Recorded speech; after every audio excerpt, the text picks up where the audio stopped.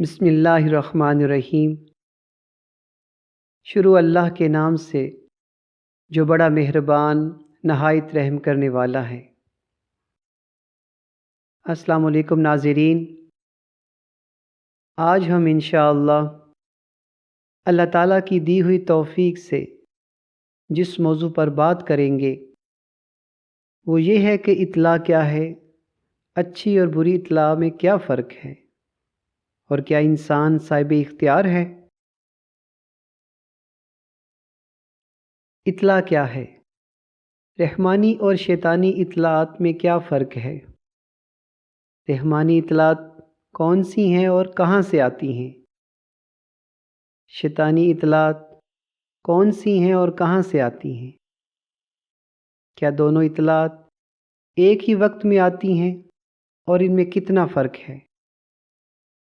کون سا ایسا کام ہے جو ہم کر کے اس پر عمل کرنے پر مجبور ہو جاتے ہیں؟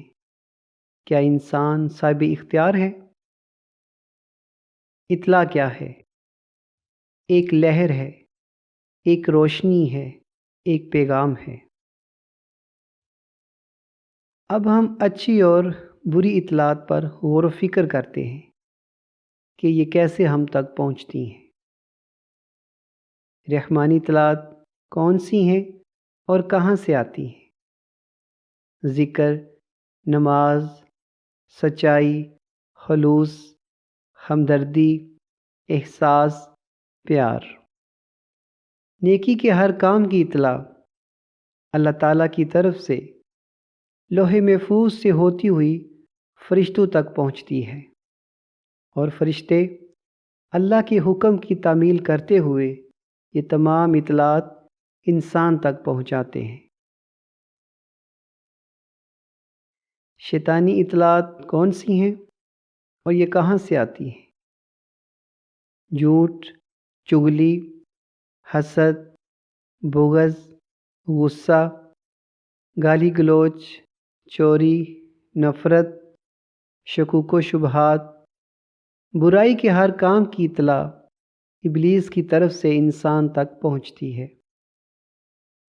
دونوں اطلاعات ایک ہی وقت میں ہم تک پہنچتی ہیں۔ ان دونوں کے درمیان صرف بال برابر فرق ہے۔ اطلاع کا نزول بہت تیزی سے ہوتا ہے۔ ان میں ٹھہراؤ پیدا کرنا ہی اصل کامیابی ہے۔ اس لیے بزرگ فرماتے ہیں، پہلے بات کو تولو پھر منہ سے بولو، یعنی پہلے دیکھیں ان اطلاعات کی نوعیت کیا ہے، پھر اس کو سمجھ کر اس پر عمل کرو، کیونکہ انسان صاحب اختیار ہے۔ اطلاع ملنے کے بعد جیسا وہ عمل کرتا ہے ویسا ہی ریکارڈ پھر اس کے نامہ اعمال میں درج ہو جاتا ہے۔ شیطان بڑی یکسوئی کے ساتھ بات ذہن میں ڈالتا ہے، اور انسان جب یکسوئی کے ساتھ توجہ کرتا ہے تو وہی عمل کرنے پر مجبور ہو جاتا ہے، جس کی وجہ سے اس میں کثیف روشنیاں جمع ہو جاتی ہیں اور اچھے برے کی تمیز نہیں رہتی۔ شیطان ہمیں صرف اطلاع دیتا ہے، زبردستی کچھ بھی نہیں کرواتا۔ فرشتے بھی صرف اطلاع دیتے ہیں، زبردستی کچھ بھی نہیں کرواتے۔ ایک قانون ہے کہ کائنات میں جس چیز کے بارے میں سوچیں گے وہ چیز آپ کو اپنا علم منتقل کرے گی۔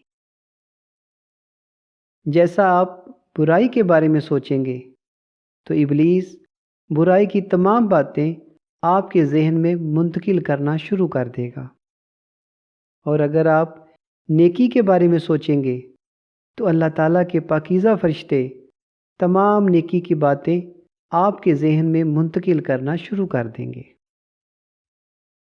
الحمدللہ، آج ہم نے اچھی اور بری اطلاع پر غور و فکر کیا کہ یہ دونوں کہاں سے آتی ہیں اور کیسے ان کا ہماری زندگی میں عمل دخل ہے۔